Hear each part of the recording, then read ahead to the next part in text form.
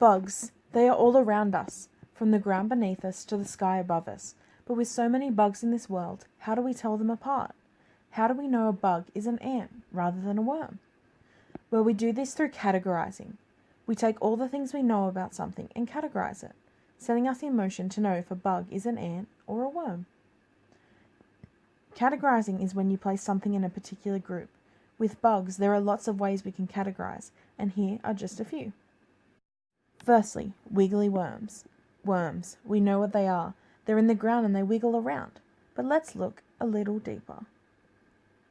Worms, firstly, are made up of rings. They are also a shape called cylindrical.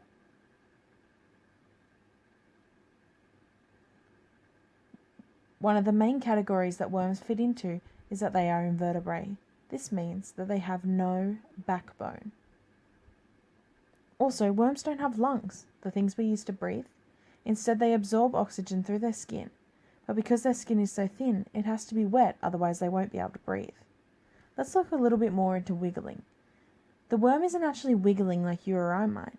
Rather, they are tightening and stretching their muscles, becoming long and thin, and then moving. So we know all this about worms. But what makes them different from, say, an ant? Ants are a part of a colony, which means that they live with lots of other ants. They also have antennae, which stick out on top of their heads and help them to communicate with other ants.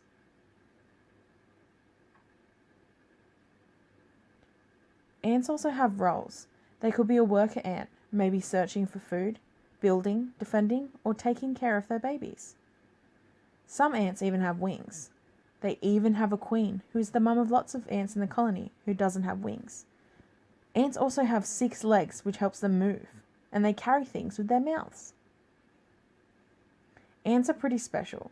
Worms are pretty special, and yet they are so different. They each have so many unique features which place them in categories and help us to know the difference between them. This is only the surface of categorizing.